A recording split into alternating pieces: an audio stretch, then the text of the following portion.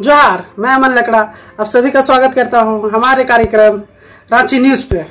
तो मैं आज एक अहम मुद्दा लेके आया हूं, रांची से जुड़े नवयुवकों की चाह। मेरे साथ जुड़ेंगे श्रीमान हीरालाल और श्रीमान पन्नालाल, जो इन सभी परिस्थितियों से बखूबी वाकिफ है। जोहार, मैं हीरालाल जो कि स्टूडियो में जुड़ चुका हूं। तो सभी को जोहार, मैं पन्नालाल। आइए हम इन दोनों का स्वागत करते हैं। अब इन दोनों से जानते हैं रांची में चल रहे नवयुवकों की गतिविधियों के बारे में। उससे पहले हम कुछ जान लेते हैं रांची के बारे में। तो जैसा कि रांची के बारे में मैं कुछ दो शब्द बोलना चाहता हूं। आज से पहले रांची को कोई नहीं जानता था, लेकिन जब से हमारे झारखंड से धोनी भाई निकले हैं, हमारे क्रिकेट में गए हैं, तब से रांची को पूरा दुनिया में जाना जाता है। दुनिया भर से लोग आते हैं रांची में घूमने के लिए।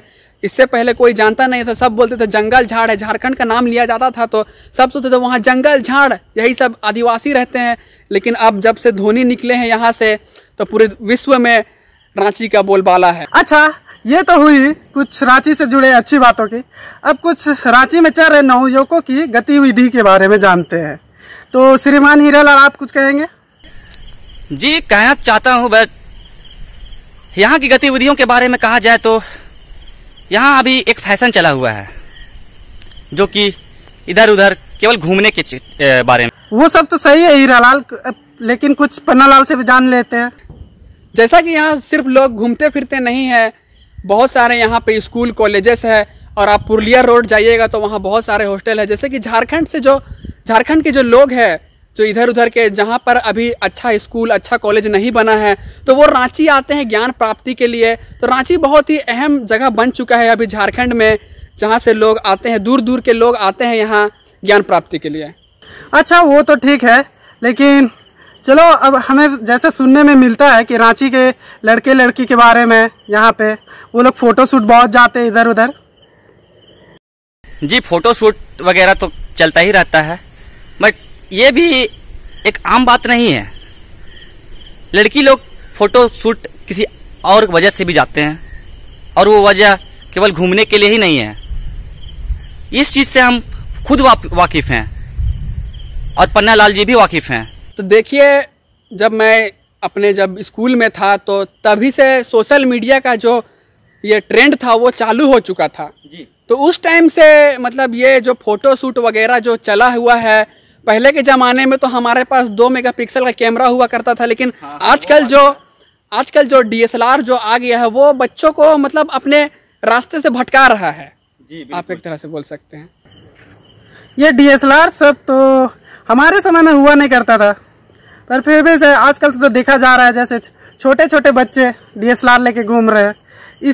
ये मतलब DSLR कहाँ तक मतलब हमारे रांची के आदमियों को, ये लड़कों को गलत रास्ते पे ले जा रहा है? जी, कहा जाए ये आपका अच्छा क्वेश्चन था। ये अपने माइंड के ऊपर रखता है, क्योंकि इस चीज़ को लेकर सभी मतलब उनके घर वाले भी बहुत चिंतित हैं कि लड़का जवान हुआ कि नहीं हुआ। वो मैट्रिक के या फिर कुछ भी एग्जाम में पास होने से पहले डिमांड कर देता है कि मुझे ये चाहिए। अच्छा पन्नालाल, सुनिए। अच्छा, ये हमारे अभिभावकों को बच्चों को कैमरा देना सही रहता है? देखिए, कैमरा देने का मैं वो नहीं बोल सकता। देखिए, अगर आप नॉलेज लेते हैं तो आप नॉलेज को किस तरह से यूज़ करते हैं वो ज़्यादा ज़रूरी रहता है। आप नेगेटिव में उसको यूज़ करते हैं कि पॉजिटिव में। तो वैसे ही अगर आप कैमरा दे दीजिएगा तो वो बच्चा कुछ अच्छा फोटोग्राफर बन जाए, अच्छा वीडियोग्राफर बन जाए। जो हसीन पल जो होते हैं इंसानों के, जो हसीन पल, उसको कैप्चर करता है वो कैमरा। तो वो एक तरह से आप बोल दीजिएगा कि वो उसको अच्छा चीज़ में यूज़ करेगा तो तरक्की करेगा। और वही फिर अगर दोस्त यार से अगर फ़ोटो शूट जाएगा सोशल मीडिया में, सिर्फ फ़ोटो डालने के लिए, फ़ोटो लाइक कमेंट के लिए, बस वो इधर उधर घूमने जाएगा DSLR लेके, तो वो बहुत बुरा चीज़ है। अच्छा, ये तो चलिए सोच पे डिपेंड करता है कि सामान को कैसे यूज़ किया जाए। अब हम और एक अहम मुद्दा जैसे बोलने पे पड़ता है, ये बर्थडे पार्टी का क्या चलन चला है? जी, इस मुद्दे पे मैं बात करना चाहूँगा, क्योंकि मैंने भी मुझ पे ये बीता हुआ है। मैंने अपने दोस्तों से कहता था कि घर पे ही बर्थडे वगैरह कर लेते हैं, एक तो फैमिली वाला भी ठीक रहेगा, और सभी मेहमान वगैरह सब एक जगह अच्छा से बैठ के खा पी लेंगे। लेकिन दोस्तों की ये चीज़ कदापि मंजूर नहीं। वो तो कहते हैं कहीं और जाएंगे, चलो यहाँ पे रॉक गार्डन, अरे वाह, तो मरसाली, वाह। तो जैसा कि रांची में ट्रेंड चला हुआ है ये बर्थडे यहाँ जाने का, आजकल का दोस्त लोग को बोलते हैं कि 5 का मिक्सचर खिला देंगे, तो नहीं, लेकिन सबको खस्सी खाना है, केक काटने जाएंगे सब वहाँ पतरातू डैम, धुरवा डैम। एक टुकड़ा केक खाने के लिए हमको 200 रुपये का तेल लगाना पड़ जाता था पहले गाड़ी में जाने के लिए। तो अब क्या बोल सकते हैं बताइए, ये लोग पागल उगल हो गया है।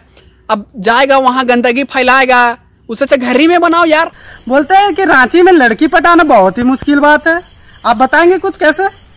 जी जी, इस मुद्दे पे मैं जरूर कहना चाहूँगा, क्योंकि रांची में लड़की पटाना कोई मुश्किल काम नहीं है, क्योंकि यहाँ का एक फैशन है, जिसके पास गाड़ी उसके पास नारी, जिसके पास गाड़ी उसके पास नारी। यही कहना चाह रहा हूँ मैं, क्योंकि यहाँ एक बहुत ही विशेष तरह की गाड़ी निकली हुई है आजकल के इस, मतलब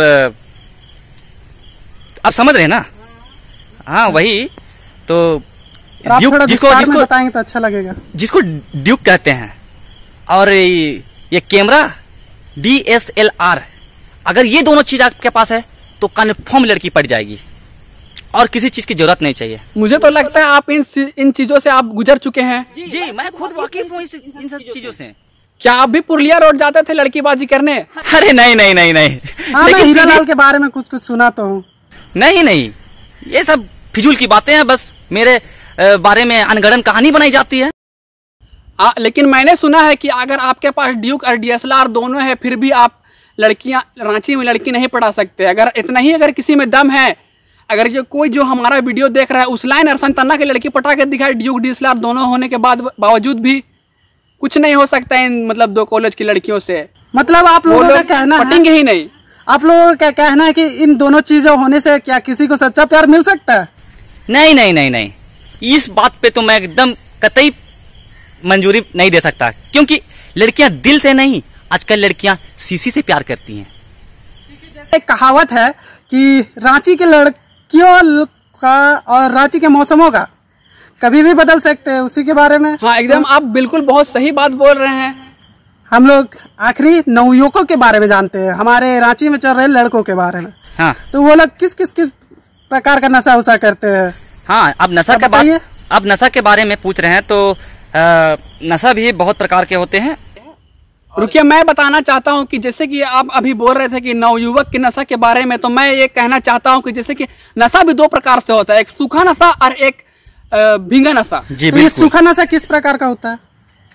और ये सूखा नशा ये होता है कि आजकल के नॉर्मल लड़कों में देखा जाए, झुग्गी बस्तियों में देखा जाए, तो इन्हीं सब चीजों से स्टार्ट होके ये ऊपर और चढ़ा है। जैसे गांजा भांग का सेवन करके यहाँ वहाँ आज के नवयुवक अपने खून को तो गंदा कर ही रहे हैं, और उससे बढ़कर समाज को भी गंदा कर रहे हैं।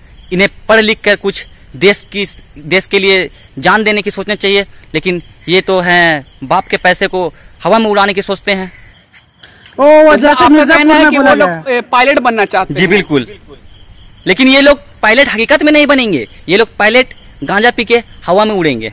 अच्छा, जो मैं एक चीज ये कहना चाहता हूँ कि मतलब जैसा कि आपने कहा कि नशा करते हैं, तो मैं ये आपसे जानना चाहता हूँ, क्योंकि मैंने सुना है कि आप बहुत ही इधर उधर रांची में मतलब जितना भी नशा करने का जो स्थान है, मैंने सुना कि वो आपके मतलब वो आप जानते हैं कि वो कहाँ कहाँ होता है। जी बिल्कुल, मैं तो गया नहीं हूँ, बट दोस्तों से बहुत सुना है, और 1-2 बार कहीं कहीं गया भी हूँ, बट वहाँ पीना खाना मेरा चला नहीं है।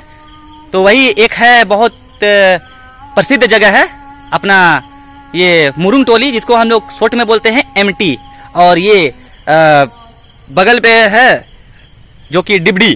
तो ये MT और आप डिबडी के बारे में बताया, तो यहाँ कौन सा नशा होता है, गीला नशा या सूखा नशा? रुकिए, मैंने जो सुना है, मेरे सूत्रों के अनुसार मुझे ये पता चला था कि मैं जैसे कि नशा में भी 2 प्रकार के नशेड़ी होते हैं, मतलब जो स्थान है, जो एक हाई लेवल में और एक लो लेवल में। तो जो हाई लेवल वाले पहले वो बताइए कि जो नशा करने वाला स्थान है, जो हाई लेवल वाले, उसके तो हाई लेवल के बारे में मैं कहना चाहूंगा कि हाई लेवल जैसे हो गया FNC हो गया, LSD हो गया, दिलखुश बार हो गया, इन सब जगह में मतलब दोस्ती यारी के हिसाब से, जैसे कि अगर दोस्त के पास दोस्त अगर, तो ये बड़े लोगों की बातें हुई ना? पैसे वाले लोग के लिए ये सब चीज है। और मैं लो क्लास के बारे में मैं बताना चाहूँगा, जैसे कि डिब्डी है, घाघरा है, एमटी है, कवाली है और सतरंजी चले जाइए आप, उधर भी है। तो मतलब घाघरा वाले लोग डिब्डी जाते हैं, डिब्डी वाले लोग घाघरा आते हैं। वो मतलब या आपका कहने का मतलब है कि आदान प्रदान की व्यवस्था